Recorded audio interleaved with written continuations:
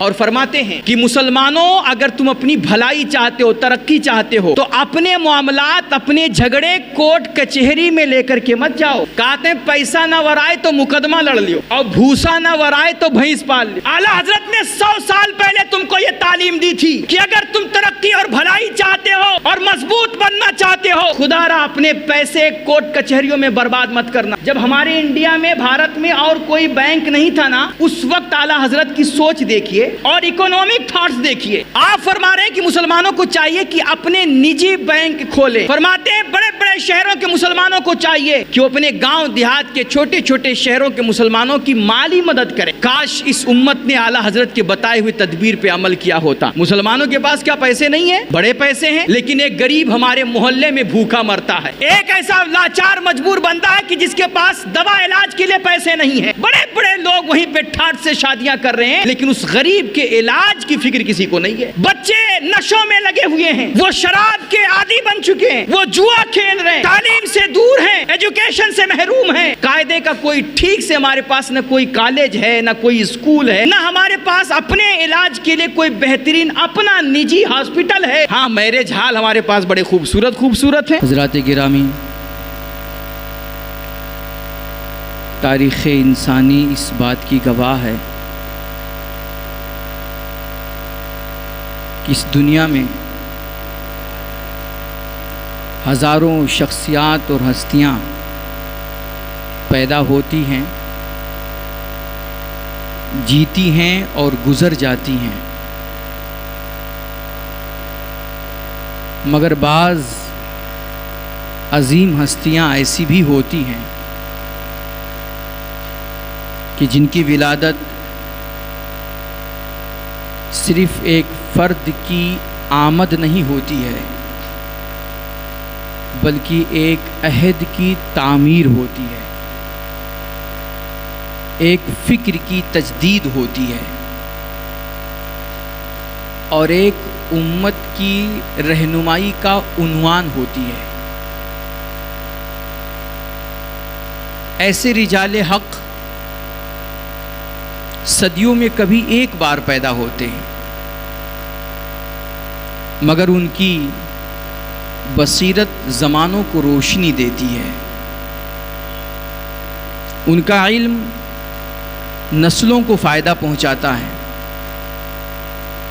اور ایسی ہی ایک بے مثال، ایک عبقری اور ہمہ جہت شخصیت کا آج تذکرہ مقصود ہے،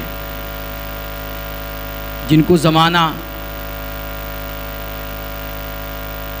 امام اہل سنت، مجدد دین و ملت، کنز الکرامت، امام عشق و محبت، پیکر رشد و ہدایت، اعلیٰ حضرت سیدی الشاہ امام احمد رضا خان فاضل بریلوی محدث بریلوی رحمۃ اللہ تعالی علیہ کے نام سے جانتا ہے۔ اور ایسی ہی شخصیات کے بارے میں ڈاکٹر اقبال نے کہا تھا کہ ہزاروں سال نرگس اپنی بے نوری پہ روتی ہے۔ ایسی عظیم ہستیاں اور عبقری شخصیتیں روز روز پیدا نہیں ہوتی ہیں۔ ہزاروں سال نرگس اپنی بے نوری پہ روتی ہے، بڑی مشکل سے ہوتا ہے چمن میں دیدہ ور پیدا۔ دیدہ ور وہ نہیں ہوتا جو آنکھ سے دیکھے، بلکہ دیدہ ور وہ ہوتا ہے جو بصیرت سے دیکھے، جو حالات کے گرد میں بھی امت کے مستقبل کو پہچان لے۔ ہم لوگ اعلیٰ حضرت کو کتنا جانتے ہیں؟ مسلک اعلیٰ حضرت کا نعرہ تو ہم بڑے شوق سے لگاتے ہیں، لیکن ہم نے اعلیٰ حضرت کو کما حقہ پہچانا نہیں۔ جیسا وہ کسی دانشور نے، کسی پروفیسر نے علامہ فضل حق خیر آبادی علیہ رحمت الرضوان کے بارے میں لکھا ہے۔ علامہ فضل حق خیر آبادی یہ جنگ آزادی کے بہت بڑے ہیرو ہیں، اور انگریزوں کے خلاف جہاد کا سب سے پہلا فتویٰ جس نے دیا ہمارے ملک میں وہ حضرت علامہ فضل حق خیرآبادی رحمۃ اللہ تعالی علیہ ہیں. لیکن آج ہماری یار غیروں سے ہمیں کیا شکایت؟ ہمارے اپنوں کو بھی پتہ نہیں ہے کہ یہ جنگ آزادی کے اتنے بڑے ہیرو ہیں. تو وہ پروفیسر صاحب لکھتے ہیں کہ علامہ فضل حق خیرآبادی جنگ آزادی کے اتنے بڑے ہیرو اور سب سے پہلے انگریزوں کے خلاف فتویٰ دینے والے ہو کر کے بھی آج مجاہدین آزادی میں ان کا نام اتنے زور شور سے نہیں لیا جاتا، بلکہ ہمارے بچوں کو بھی خود پتہ نہیں ہے. اس کی وجہ کیا ہے؟ وہ کہتے ہیں علامہ فضل حق خیرآبادی کا سب سے بڑا قصور یہ تھا کہ وہ مسلمان تھے. اچھا، یہ قصور غیروں کی طرف انہوں نے منسوب نہیں کیا. وہ کہہ رہے ہیں کہ علامہ فضل حق خیرآبادی علیہ رحمہ کا اصل میں تعلق ایسی قوم سے تھا جو قوم اپنے ہیرو کو پہچاننا ہی نہیں جانتی ہے. تو جس طرح حضرت علامہ فضل حق خیرآبادی علیہ رحمۃ و رضوان کہ ہم نے آپ نے ان کی قدر نہیں کی، جو حق ان کو جس طرح سے ملنا چاہیے تھا وہ حق ہم نہیں دے پائے. سیم یہی حالت ہماری آپ کی سیدی سرکار اعلیٰ حضرت محسن اہل سنت مجدد دین و ملت، ہمارے آپ کے سر کے تاج، ہماری عزت، ہماری آبرو امام احمد رضا خان فاضل بریلوی علیہ رحمۃ الرضوان کے ساتھ بھی ہم نے کیا. ورنہ اعلیٰ حضرت علیہ رحمہ کی جو فکر تھی، جو سوچ تھی، جو تعمیر امت کے لیے ان کی تدابیر ہیں، ان کے نکات ہیں، ان کے پیغامات ہیں، اور جو ان کی تعلیمات ہیں، اگر حقیقت میں ہم ان کو سمجھ لیں، آج بھی یہ امت اپنی کھوئی ہوئی عظمت رفتہ کو واپس حاصل کر سکتی ہے. اور اعلیٰ حضرت کو ہم صرف اتنا جانتے ہیں کہ شاید وہ کوئی کتاب لکھنے والے مولوی رہے ہوں گے، وہ کوئی مدرسے میں پڑھانے والے مدرس رہے ہوں گے، یا ہم نے کچھ اور آگے پڑھا تو ہم نے سمجھا کہ شاید وہ فتویٰ دینے والے مفتی ہیں، یا پھر وہ اپنے وقت کے مجدد تھے، یا بہت بڑے عاشق رسول تھے. لیکن اعلیٰ حضرت کی سیرت و کردار کا اگر آپ گہرائی سے مطالعہ کریں تو جہاں وہ اپنے وقت کے بہت بڑے فقیہ تھے، بہت بڑے مجدد تھے، بہت بڑے عشق و محبت کے امام تھے، جہاں وہ بہت بڑے حامی سنت اور ماہی بدعت تھے، وہیں سیدی سرکار اعلیٰ حضرت بہت بڑے سماجی کارسیوک بھی تھے،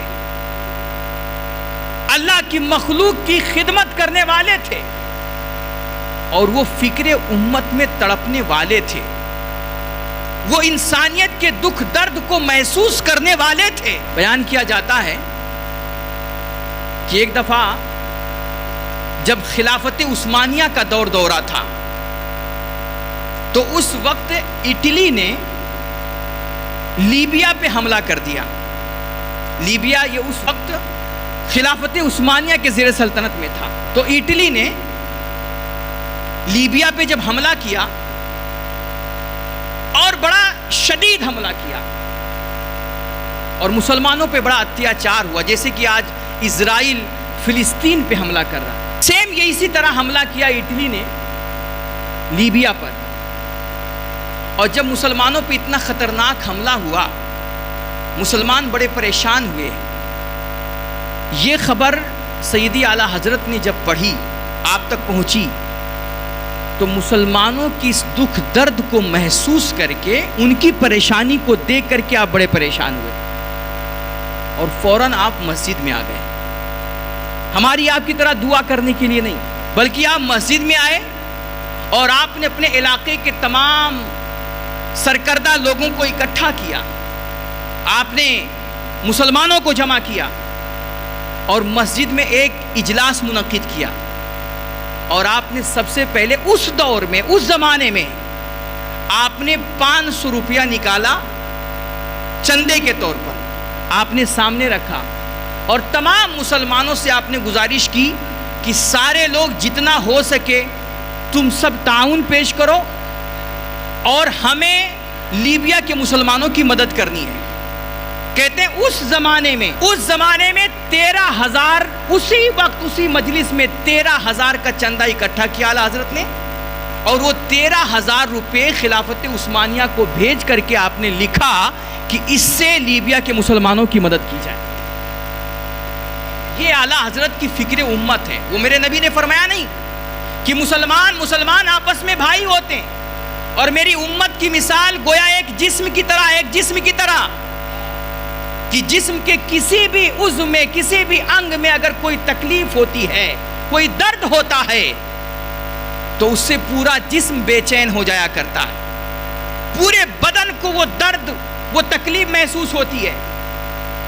تو یہ نہ سمجھو کہ فلاں گاؤں کے مسلمان پریشان ہیں, فلاں علاقے کے مسلمان پریشان ہیں, فلاں ملک کے مسلمان پریشان ہیں, تو میرا کیا. میرے بھائی, پوری دنیا میں بسنے والا, کسی بھی ملک, کسی بھی گوشے, کسی بھی کونے میں رہنے والا کوئی مسلمان ہو, اگر وہ محمد عربی کا کلمہ پڑھتا ہے تو وہ ہمارا بھائی ہے, اور اس کی تکلیف ہماری تکلیف ہے. اعلیٰ حضرت نے اس حدیث کو سمجھا بھی اور سمجھ کر کے اس پہ عمل بھی کیا. یہ اعلیٰ حضرت علیہ رحمہ کی فکر امت تھی. مسلمانوں کے لیے کتنے بے چین رہتے تھے, اپنے نبی کی امت کے لیے کتنا تڑپتے تھے. اور پھر کیا ہوا؟ اعلیٰ حضرت علیہ رحمۃ الرضوان نے امت کی تعمیر و ترقی کے لیے, امت کی کامیابی کے لیے جو نکات بیان کیے ہیں, جو اصول بیان کیے ہیں, ان میں سب سے پہلی تدبیر آپ نے جو بیان کی ہے وہ یہ ہے کہ اس امت کو فکر اسلامی پر قائم رہنا چاہیے, سختی کے ساتھ اسلام کے بتائے ہوئے اصولوں پہ ڈٹے رہنا چاہیے. اور پھر آپ نے امت کی تعمیر و ترقی کے لیے ایک دوسری تدبیر جو بہت ہی اہم ہے, آپ نے دوسری تدبیر یہ بتائی کہ جو بڑے بڑے شہروں کے مسلمان ہیں, بمبئی ہے, کلکتہ ہے, مدراس ہے, چنئی ہے, یہ جو بڑے بڑے شہر ہیں, بڑے بڑے شہروں کے مسلمانوں کو چاہیے کہ گاؤں دیہات اور چھوٹے چھوٹے شہروں کے مسلمانوں کی فائنینشلی مدد کریں, مالی تعاون کریں, اور ان کو پیسے دے کر کے, اور اگر فری میں نہیں دے سکتے تو قرض کے طور پر ان کو پیسے دے کر کے ان کو آگے بڑھائیں, ان کا سپورٹ کریں, اور اپنے بھائی کو کام دھندے سے جوڑیں, تجارت میں لگائیں, اپنے بھائی کو پریشان حال اور تنگ دست نہ چھوڑیں. اور آپ نے اس کے لیے بتایا کہ اس کے لیے ضروری ہے کہ اسلامی بینک قائم کیے جائیں. جب ہمارے انڈیا میں, بھارت میں اور کوئی بینک نہیں تھا نا, اس وقت اعلیٰ حضرت کی سوچ دیکھیے اور اکنامک تھاٹس دیکھیے. آپ فرما رہے ہیں کہ مسلمانوں کو چاہیے کہ اپنے نجی بینک کھولیں, کیونکہ عام جو سرکاری بینک ہوتے ہیں, ہمارے یہاں کے بینک ہوتے ہیں, اس میں سود بیاج کا دھندا ہوتا ہے. آپ نے مسلمانوں کو مشورہ دیتے ہوئے فرمایا کہ آپ لوگ اکٹھا کر کے پیسے جمع کر کے اپنے نجی بینک کھولو, اور اس میں کوئی سود بیاج کا حساب نہ ہو, اور اس سے تمہارے کسی بھائی کو ضرورت پڑے تو تم بینک سے اس کو پیسے ادھار دو, اور قسط وار اس سے پھر پیسے وصول کرو. یہ سوچ کتنی خوبصورت ہے. لیکن اعلیٰ حضرت علیہ رحمہ کی تعلیمات کو آج ہم نے پس پشت, نعرہ ہم سب مارتے ہیں, نام سب کوئی لیتے ہیں, لیکن تعلیمات سے کسی کو غرض نہیں ہے. آج اعلیٰ حضرت کی 100 سال پہلے پیش کی ہوئی تدبیر ہے, لیکن سوائے بمبئی میں ایک بینک کے اور ہمارے پاس کوئی بھی بینک نہیں ہے, ایک بھی بینک نہیں ہے. فرماتے ہیں بڑے بڑے شہروں کے مسلمانوں کو چاہیے کہ وہ اپنے گاؤں دیہات کے چھوٹے چھوٹے شہروں کے مسلمانوں کی مالی مدد کریں. آج دوسری قومیں ہمارے ملک میں بستی ہیں, کوئی 2% ہے, کوئی 3% ہے, کوئی 4% ہے, لیکن یہ چھوٹی چھوٹی اقلیت میں رہنے والی قومیں وہ ایک دوسرے کا سپورٹ کرتی ہیں. ہمارے ملک میں ایک قوم بستی ہے, جین قوم, جین. آپ نے کبھی بھی کسی جینی کو بھیک مانگتے ہوئے کہیں نہیں دیکھا ہوگا. اسی طرح سکھ قوم ہوتی ہے, سکھوں کو بھی آپ کہیں سڑکوں پہ, چوراہوں پہ ہوٹلوں پہ بازاروں میں بھیک مانگتے ہوئے نہیں پاؤ گے. لیکن ہماری حالت کیا ہے مسلمانوں کی کہ اگر 100 بندے بھیک مانگنے والے ہیں تو ان میں سے 96% بھیک مانگنے والے مسلمان ہوتے ہیں یا پھر مسلمانوں کا بھیس دھارے ہوتے ہیں. کسی بھی چوراہے پہ چلے جاؤ, اسٹیشن پہ چلے جاؤ, بس اسٹیشن ہو, ریلوے اسٹیشن ہو, مسجد ہو, مدرسہ ہو, درگاہ ہو, مارکیٹ ہو, سگنل ہو, ہر جگہ آپ کو ہماری قوم کی بچیاں برقع پہن پہن کر کے لوگوں کے سامنے ہاتھ پھیلا رہی ہیں اور بھیک مانگ رہی ہیں. کاش اس امت نے اعلیٰ حضرت کے بتائے ہوئے تدبیر پہ عمل کیا ہوتا. مسلمانوں کے پاس کیا پیسے نہیں ہیں؟ بڑے پیسے ہیں, بڑی دولتیں ہیں. اور اگر اندازہ لگانا ہو تو آپ ان کی شادیاں دیکھ لو, ان کے ولیمے دیکھ لو, ان کے عرس اور قوالیوں کی محفلیں دیکھ لو. پیسوں کی برسات ہوتی ہے, تسلا بھر بھر کے نوٹ برسائے جاتے ہیں. لیکن ایک غریب ہمارے محلے میں بھوکا مرتا ہے. ایک ایسا لاچار مجبور بندہ ہے کہ جس کے پاس دوا علاج کے لیے پیسے نہیں ہیں. بڑے بڑے لوگ وہیں پہ ٹھاٹ سے شادیاں کر رہے ہیں, لیکن اس غریب کے علاج کی فکر کسی کو نہیں ہے. بچے نشوں میں لگے ہوئے ہیں, وہ شراب کے عادی بن چکے ہیں, وہ جوا کھیل رہے ہیں, تعلیم سے دور ہیں, ایجوکیشن سے محروم ہیں. قاعدے کا کوئی ٹھیک سے ہمارے پاس نہ کوئی کالج ہے, نہ کوئی اسکول ہے, نہ ہمارے پاس اپنے علاج کے لیے کوئی بہترین اپنا نجی ہاسپٹل ہے. ہاں, میرج ہال ہمارے پاس بڑے خوبصورت ہیں. اعلیٰ حضرت علی رحمہ فرماتے ہیں اگر تم اپنی ترقی چاہتے ہو, بھلائی چاہتے ہو, ایک دوسرے کا سپورٹ کرو اور مالی تعاون کرو, فائنینشلی مدد کرو ان کی. اور فرماتے ہیں تیسری تدبیر فرماتے ہیں کہ مسلمانوں اگر تم اپنی بھلائی چاہتے ہو, ترقی چاہتے ہو, تو اپنے معاملات, اپنے جھگڑے کورٹ کچہری میں لے کر کے مت جاؤ. یہ اعلیٰ حضرت آپ کو تعلیم دے رہے ہیں. بھائی, مسلک اعلیٰ حضرت کا نعرہ مارنے والوں سنو غور سے. کہتے ہیں پیسہ نہ ورائے تو مقدمہ لڑ لیو, اور بھوسا نہ ورائے تو بھینس پال لیو. اعلیٰ حضرت نے 100 سال پہلے تم کو یہ تعلیم دی تھی کہ اگر تم ترقی اور بھلائی چاہتے ہو اور مضبوط بننا چاہتے ہو, طاقتور بننا چاہتے ہو, پاور میں آنا چاہتے ہو, خدا را اپنے پیسے کورٹ کچہریوں میں برباد مت کرنا. تم اپنے معاملات آپسی پنچایت قائم کر کے, کچھ اپنے گاؤں گھر کے سرکردہ لوگوں کو چن کر کے ان کے صلح سمجھوتا سے سیٹلمنٹ کر لینا. لیکن اپنے جھگڑے کورٹ کچہری تک لے کر کے مت جانا, ورنہ ہوگا کیا, تمہارا ٹائم بھی برباد ہوگا اور پیسہ بھی برباد ہوگا, اور تاریخ پہ تاریخ لگتی رہے گی. سالوں سال آپ کے مقدمے اور آپ کے کاغذات کورٹ کچہریوں میں پڑے رہیں گے, کوئی آپ کی فائل اٹھا کر کے دیکھنے والا بھی نہیں ہوگا. اور آج دیکھ لو کتنے ایسے, آج ہماری آپ کی سوچ کیا ہو گئی, کتنے پیسے ہمارے آپ کے کورٹ کچہری میں برباد ہو جاتے ہیں. ذرا سی بات پہ بلا لو 100 نمبر, 112 پہ کال کرو, آ جائے گی پولیس, اور پولیس آئے گی کیا کرے گی, 4 گالی تم کو دے گی, 4 گالی اس کو دے گی, 2000 تم سے لے گی, 2000 تم سے لے گی, لے کر چلے جائے گی. آخر میں تم بھی کہو کہ ہاں چلو بھائی اب تو ہمارے پاس کچھ رہا نہیں, تو چلو صلح ہی کر لیتے ہیں. یہی تو ہوتا ہے.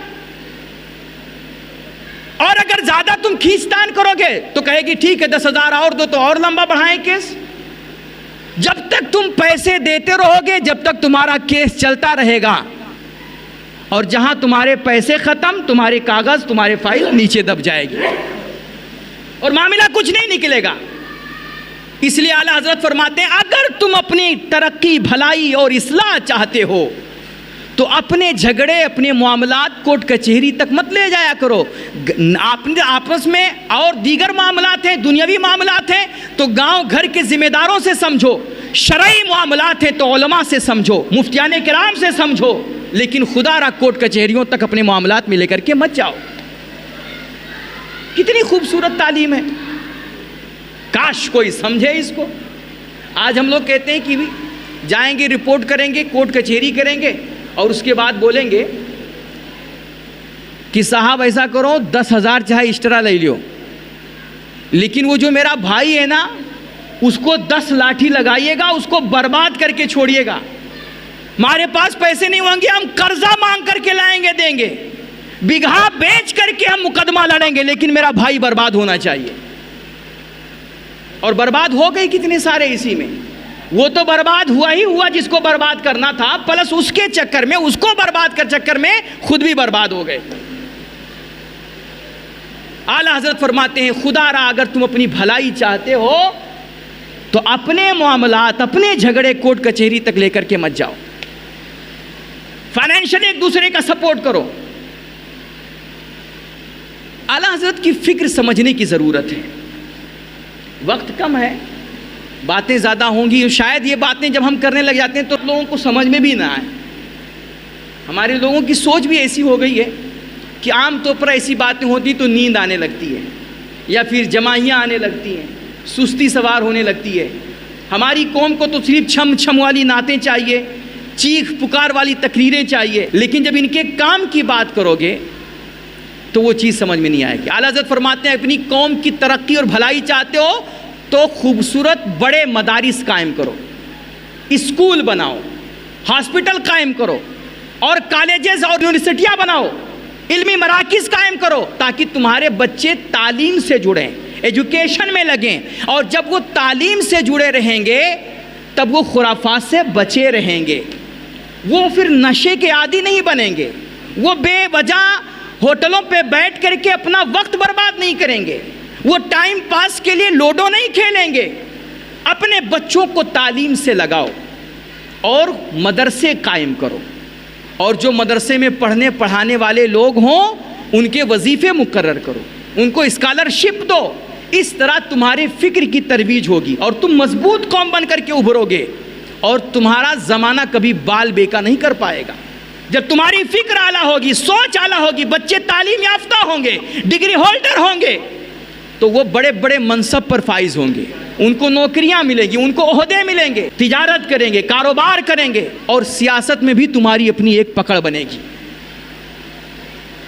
اللہ ہم سب کو عمل کی توفیق رفیق عطا فرمائے۔ ایک گزارش چھوٹی سی، اعلیٰ حضرت کا یہ پیغام ہے کہ مدرسے قائم کرو اور مدرسوں کے تعلیم کا معیار بلند کرو، اور اپنی قوم کو ایجوکیشن سے جوڑو۔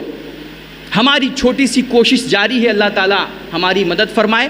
آپ لوگوں سے گزارش ہے، ہمیں تقریباً اپنے مدرسے کے لیے ابھی فی الحال 12 لاکھ روپیوں کی ضرورت ہے، 1 لاکھ کا انتظام ہو گیا الحمدللہ، ابھی 11 لاکھ روپیوں کی اور ضرورت ہے۔ تو ہم نے سوچا ہے کہ اگر 1100 لوگ ایسے مل جائیں جو ہمیں صرف 1,000 روپیہ دے دیں، 1,000 روپیہ تعلیم و تربیت کے لیے، نسل نو کے علم کے فروغ کے لیے 1,000 روپیہ دے دیں تو بہت جلد اس رقم کا انتظام ہو جائے گا۔